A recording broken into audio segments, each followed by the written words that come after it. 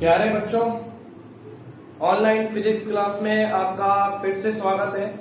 हम लोग chapter number 3 पर चर्चा कर रहे थे और पिछले वीडियो लेक्चर में हम लोगों ने एक बहुत ही इंपॉर्टेंट टॉपिक डिस्कस किया था, जो था विद्युत विभव तथा विद्युत क्षेत्र की तीव्रता में संबंध। बेटा, ये टॉपिक बार बार कह रहा हूं क्यों इंपॉर्टेंट है, क्योंकि आगे आने वाला पाठ इसी ही संबंध पर आधारित है। और दूसरी बात, इस टॉपिक से संबंधित न्यूमेरिकल अक्सर आपसे पूछे जाते हैं बोर्ड एग्जाम में। आप जब अपने बुक के एग्जाम्पल्स देखेंगे या पीछे के अंकित प्रश्न जब आप देखेंगे तो आप देखेंगे कि सबसे ज्यादा न्यूमेरिकल इसी टॉपिक पर आपको मिलेंगे। क्लियर है बेटा? तो मैंने आपको टॉपिक जो है वो बहुत अच्छी तरह से डिस्कस अपन कर चुके थे पिछली क्लास में। अब उस टॉपिक को अभी के अभी समझने के लिए मैं आपको जितने भी न्यूमेरिकल्स दिए हुए हैं अपने बुक में, चाहे वो एग्जाम्पल के माध्यम से हो और चाहे वो आंकिक प्रश्नों के माध्यम से हो, हम लोग उनको हल करने का प्रयास करते हैं। ठीक है बेटा? तो एक उदाहरण आपको दिया हुआ है बुक में, ध्यान से देखें, क्योंकि इस टॉपिक की खास बात यह है कि इस टॉपिक का न्यूमेरिकल से संबंध डायरेक्ट है। यानी कि न्यूमेरिकल्स जितने आप कर रहे हैं इस टॉपिक पर, यह टॉपिक आपको अपने आप क्लियर होगा कि V और E में क्या संबंध है। क्योंकि यहाँ पे एक खास बात क्या है बेटा, यहाँ पे खास बात यह है कि विद्युत क्षेत्र की तीव्रता तो है सदिश, उसको तो आपको डायरेक्शन के साथ दिखाना है, लेकिन विद्युत विभव है आदेश, इसीलिए हमने विभव को भी अलग अलग दिशाओं में दर्शा रहे हैं। अब आप देखें न्यूमेरिकल को, बुक का एग्जाम्पल है, बहुत ही इंपॉर्टेंट एग्जाम्पल है बुक का। विद्युत क्षेत्र में विद्युत विभव को V बराबर 6x minus 8xy plus 8y plus 6yz volt से निरूपित किया गया है। कहने का मतलब समझना, 11वीं क्लास में मैं आपको कोऑर्डिनेट यानी कि निर्देशांक ज्यामिति भी आपको बहुत अच्छी तरह से पढ़ा के आया हूं। कहने का मतलब, यदि आपको त्रिज्य में किसी भी बिंदु पर वोल्टेज का मान ज्ञात करना है, विभव का मान ज्ञात करना है, तो आप निर्देशांक रख दे बस। बहुत ध्यान से समझ लेना इस बात को।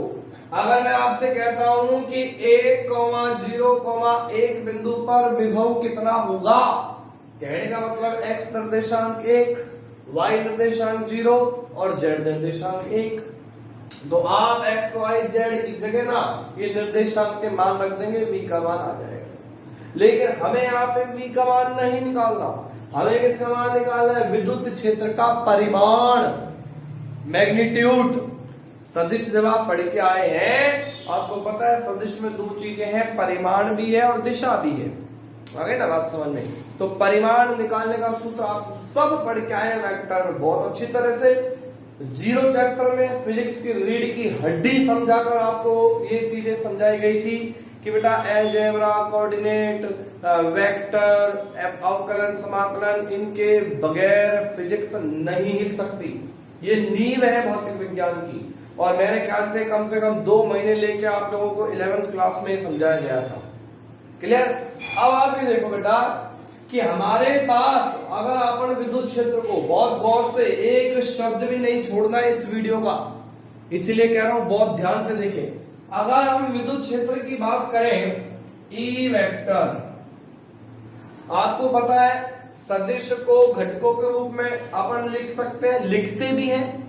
जैसे उदाहरण के तौर पर, अगर अपने पास वेक्टर A है तो आप क्या लिखोगे? ax i cap plus ay j cap plus az k cap. यानी कि ax ay az यहाँ पे क्या है? वेक्टर A के x component, y component and z component, x घटक, y घटक और z घटक। इसी प्रकार से अगर हम वेक्टर A को घटकों के रूप में लिखें तो vector E is equal to क्या हो गया?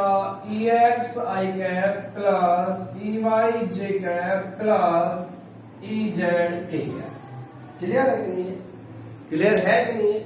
ई एक्स अपने पास यहाँ पे क्या है, विद्युत क्षेत्र का एक्स घटक, ई वाई अपने पास क्या है, विद्युत क्षेत्र का वाई घटक, ई जेड अपने पास क्या है, विद्युत क्षेत्र का जेड घटक। क्लियर बेटा?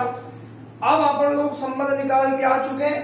पिछली डेरिवेशन में क्या आया था, अगर हम एक ही संबंध की बात करें तो v बराबर माइनस अनंत से r e डॉट डी आया था, और अलग अलग की बात करें तो बताना जरा बेटा, ई एक्स बराबर minus del V upon del x,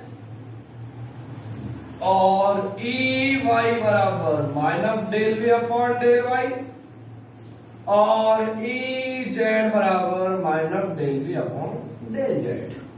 आता कि नहीं आया था? और मैंने आपसे कहा था ये जो डेल है डी का छोटा भाई है, ये जो डेल है, मैं डेल बोल रहा हूं, ये डी यानी कि डेरिवेटिव, डेरिवेटिव यानी कि अवकलन का छोटा भाई है। इसमें आप जिसके सापेक्ष अवकलन कर रहे हैं उसके अलावा बाकी सब कांस्टेंट रहेगा। आप लोगों ने अगर 11वीं क्लास में पढ़ा है अवकलन मेर से, तो आपको इसका भी मैंने वही परिचय कराया था, और आप लोगों को ध्यान होगा कि मैंने आपसे कहा था 12वीं क्लास में भौतिक विज्ञान में किसी तीसरे पार्ट में अपने पास काम आएगा, ठीक है ना, जब शायद आपको फलन समझाया गया था, फलन फंक्शन जब आपको समझाया गया था। मैथ वाले बच्चे तो पढ़ ही रहे हैं, मैंने बायोलॉजी वालों को भी बहुत अच्छी तरह से पढ़ाया था, और बेटा मैंने आप लोगों को खूब समझाया था उस समय कि अब जो मैं आपको पढ़ा रहा हूं 2 महीने, ये जो बच्चा बहुत अच्छी तरह से पढ़ लेगा तो उसको तो जिंदगी भर फिजिक्स में कोई दिक्कत आनी है नहीं, केवल बेसिक फंडामेंटल समझने, डेरिवेशन अपने आप करेंगे, ठीक है ना।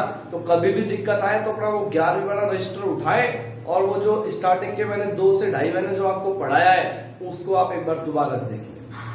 तो अब अपन क्या करें, ई एक्स, ई वाई और ई जेड अलग अलग निकाल लेते हैं, ठीक है। और एक चीज कंसल्ट कर लें यहाँ पे, और एक चीज कि अगर अपने पास वेक्टर ई है तो वेक्टर ई का परिमाण कैसे निकालोगे, चाहे तो वेक्टर ई का परिमाण का फॉर्मूला क्या है, जल्दी बता। ए वेक्टर का परिमाण का फॉर्मूला क्या है, ए एक्स आई कैप, तो E X square plus E Y square plus E Z square. अरे ये है क्या, नहीं है? अगर अपने पास वेक्टर ए बराबर ए x I cap plus A Y J cap plus A Z के कैप है, तो वेक्टर ए का मोड, वेक्टर ए का परिमाण कैसे निकालते हो, अंडर रूट ए एक्स स्क्वायर प्लस ए वाई स्क्वायर प्लस ए जेड स्क्वायर, अगर 3 में है, और अगर 2 में है तो अंडर रूट ए एक्स स्क्वायर प्लस ए वाई स्क्वायर। क्लियर है कि नहीं है? अब आइए, तो मैंने आपको 2 चीजें स्पष्ट कर दी कि बेटा एक तो वेक्टर ये हो गया, और इस वेक्टर को अपन ने घटकों के रूप में डिवाइड कर लिया, और दूसरा वेक्टर का परिमाण, बिकॉज प्रश्न में हमसे परिमाण ही पूछा गया है। क्लियर? चालू करते हैं। आप देखो कि अगर ये न्यूमेरिकल आपके पास 2 नंबर में आ रहा है तो बिना किसी हेजिटेशन के, बिना किसी गलती के आप इस न्यूमेरिकल को हल करें, और कोई आपका 1/4 अंक भी नहीं काट सकता, एक्यूरेट आपको अंक मिलेगा। क्लियर है कि नहीं? तो अब आप आइए कि ये आ गया ई एक्स बराबर minus del V upon del X. बात समझ आ रही है? ई एक्स बराबर minus del V upon del X, minus as it is del upon del X, V का रख दो मान, ये दो 6x minus 8xy minus 8y plus 6yz। अब आप लोग बड़े हो चुके हैं, 11वीं में पढ़ चुके हैं अवकलन, आपको पता है अवकलन में कहीं भी प्लस या माइनस आता है तो सभी पदों को अलग अलग कर देते हैं। मैं वो नहीं करके बता रहा हूं आपको। किसके सापेक्ष अवकलन करना है, x के। अरे किसके सापेक्ष अवकलन करना है, x के। x के अलावा बाकी सब क्या रहेगा, कांस्टेंट बता रखा है डेल में। 6x 6 कांस्टेंट, अवकलन से बाहर x का खुद का खुद ही के सापेक्ष अवकलन कितना हो गया, 1। ये मैं ब्रैकेट में लिख देता हूं, बात समझ में आई नहीं आई भाई। 6x है ना, 6 अवकलन कांस्टेंट अवकलन से बाहर। चाहो तो मैं इसको और स्टेप बढ़ा दूं, लेकिन आवश्यकता नहीं है, ठीक है ना। अब आइए, अच्छा एक चीज की और गलती कर गए, ये माइनस पहले लग रहा है भाग, ये ले, और फिर ये लगा नेगेटिव। पर स्टेप टू स्टेप अगर अपन चले तो जैसे मान के चलो अपने कोई छोटी भी गलती करी ना तो वही पकड़ी जाएगी वो, आगे अपन उसको कैरी नहीं कर पाएंगे, ठीक है कि नहीं। तो ये 6 कांस्टेंट, एक्स का अवकलन हो गया 1, माइनस माइनस किसके सापेक्ष अवकलन कर रहे हो, एक्स के, एक्स के अलावा बाकी सब कांस्टेंट, कांस्टेंट कौन हुआ 8y, 8y यहां लिखा, बचा x, खुद का खुद ही के सापेक्ष अवकलन 1, बेटा माइनस किसके सापेक्ष अवकलन, x के, x के अलावा बाकी सब कांस्टेंट, 8y कांस्टेंट, और नियतांक का अवकलन कितना होता है 0। तो दिक्कत आएगी क्या, प्लस 6yz किसके सापेक्ष अवकलन, x के, x के अलावा बाकी सब कांस्टेंट, 6yz कंप्लीट कांस्टेंट, और कांस्टेंट का अवकलन कितना 0। कोई समस्या आएगी ही नहीं। माइनस से यही मल्टीप्लाई करना चाहे तो माइनस का 6 माइनस और माइनस प्लस का 8y, आगे बढ़ाइए x, ऐसे ही ey निकालना है, उसमें केवल क्या करना पड़ेगा y के सापेक्ष अवकलन करना पड़ेगा, ez निकालना है तो z के सापेक्ष अवकलन करना पड़ेगा, क्लियर है कि नहीं है। यानी कि ey is equal to minus del v upon del y, minus del upon del y, value put करें v का 6x माइनस 8xy, इसको मैं साइड में लिख देता हूं, क्या है भाई अपने पास माइनस का 6 प्लस का 8y, ठीक है, 6x minus 8xy minus 8y plus 6yz, करें अवकलन माइनस, अब किसके सापेक्ष अवकलन करना है y के, y के अलावा बाकी सब कांस्टेंट, कांस्टेंट को अवकलन से बाहर, क्या है यहाँ पर 6x, ठीक है, कंप्लीट कांस्टेंट, और कांस्टेंट का अवकलन कितना हो गया 0, क्लियर है, माइनस माइनस किसके सापेक्ष अवकलन करना है y के, y के अलावा बाकी सब कांस्टेंट, कांस्टेंट क्या बच गया 8x, बच गया नहीं बच गया, ये लीजिए y का y के सापेक्ष, खुद का खुद के सापेक्ष अवकलन कितना 1, ठीक है, माइनस एज इट इज किसके सापेक्ष अवकलन करना है y के, y के अलावा बाकी सब कांस्टेंट, 8 कांस्टेंट बाहर, y का y के सापेक्ष अवकलन कितना हो गया 1, ठीक है, प्लस 6yz किसके सापेक्ष अवकलन y के, 6z कांस्टेंट अवकलन से बाहर, और फिर y का y के सापेक्ष अवकलन कितना हो गया 1, कोई दिक्कत ही नहीं, ठीक है कि नहीं है, माइनस से मल्टीप्लाई कर दो, minus minus plus 8x plus का 8 माइनस का 6z, ये आपके पास आ गया क्या ई वाई।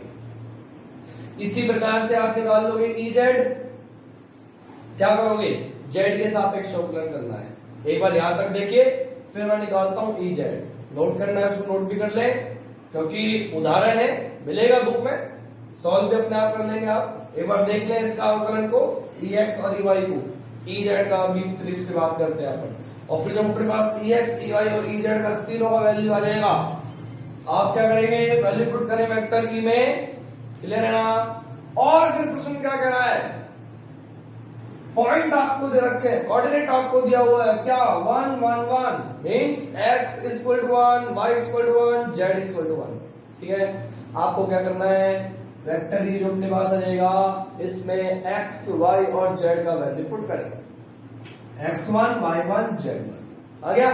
और जो भी आपके पास वेक्टर ई आता है उसका अपन क्या निकाल लेंगे, मोड निकाल लेंगे। एक मिनट ये देखिए पहले आप,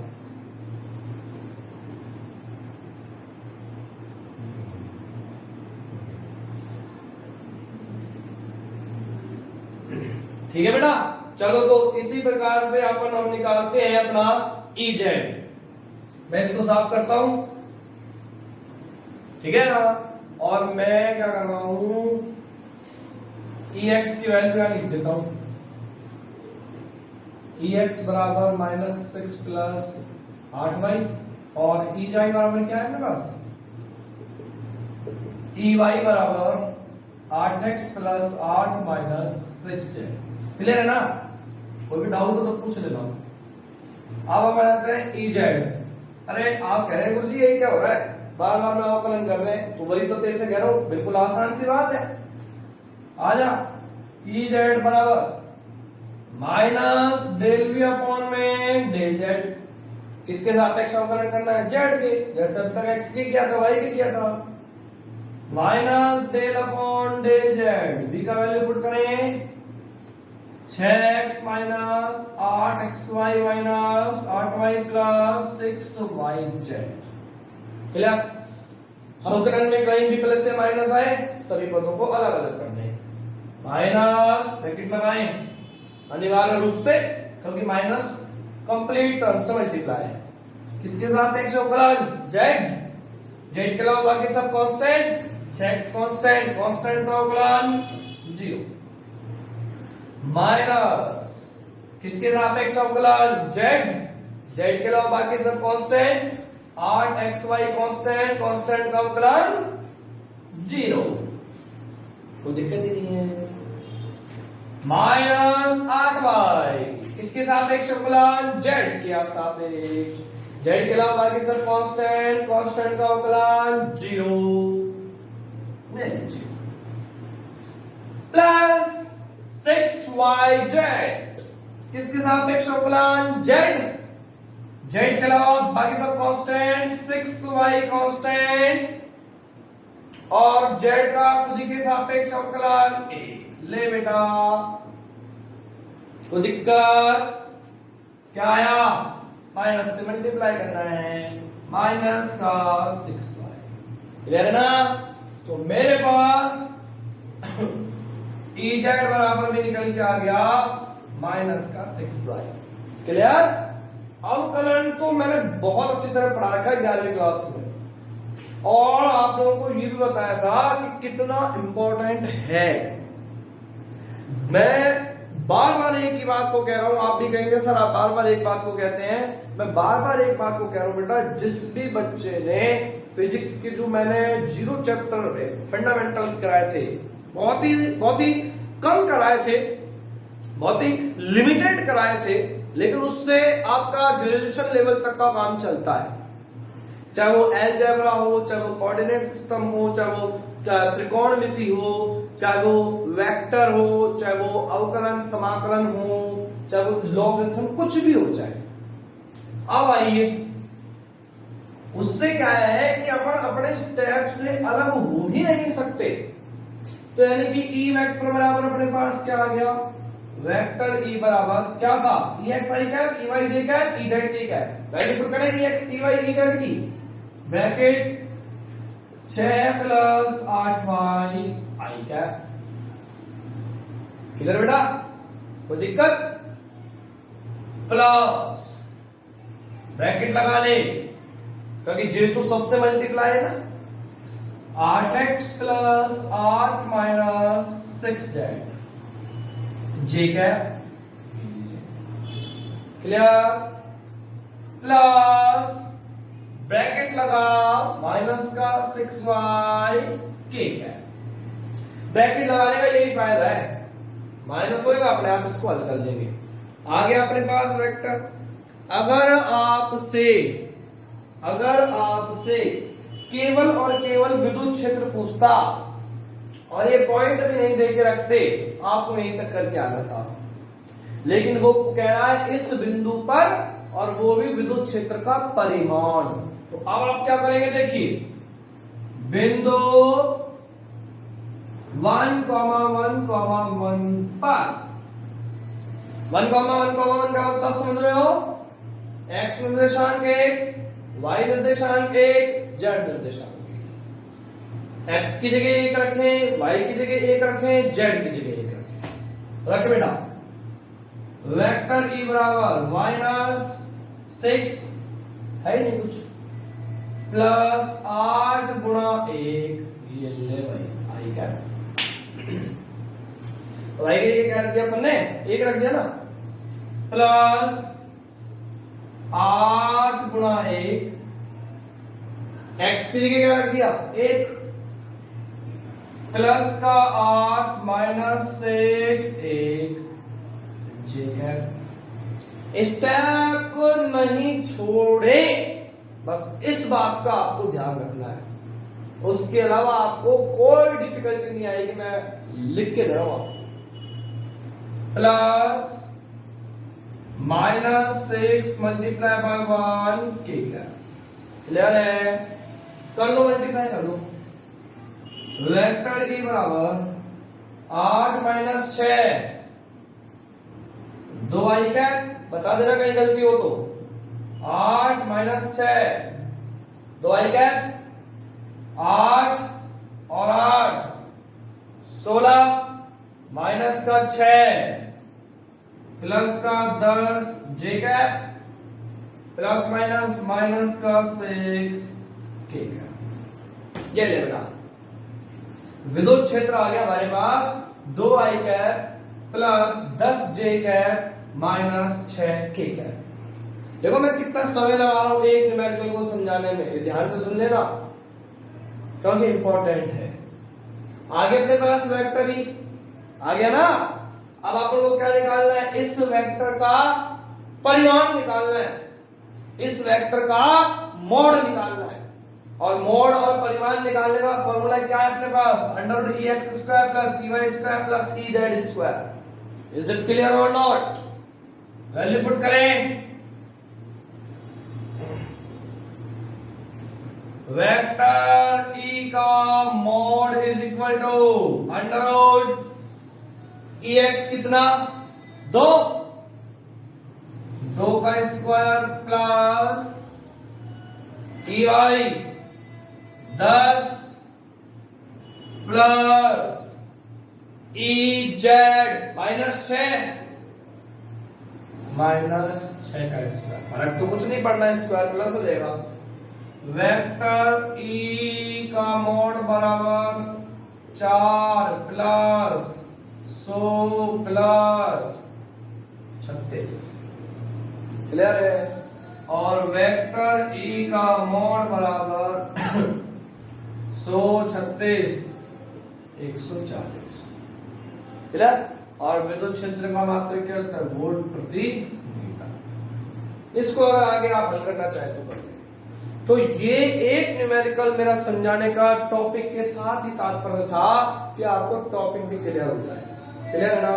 तो आज आपका काम ये होना चाहिए कि किताब में आप देखें, उदाहरण में हो, एबे में हो, लघुत्रात्मक में हो और चाहे आंतरिक प्रश्नों में हो, इस टॉपिक पर बेस जितने भी न्यूमेरिकल हैं 6-7 न्यूमेरिकल हैं। और मैंने कहा है सबसे ज्यादा इसी टॉपिक पर न्यूमेरिकल है।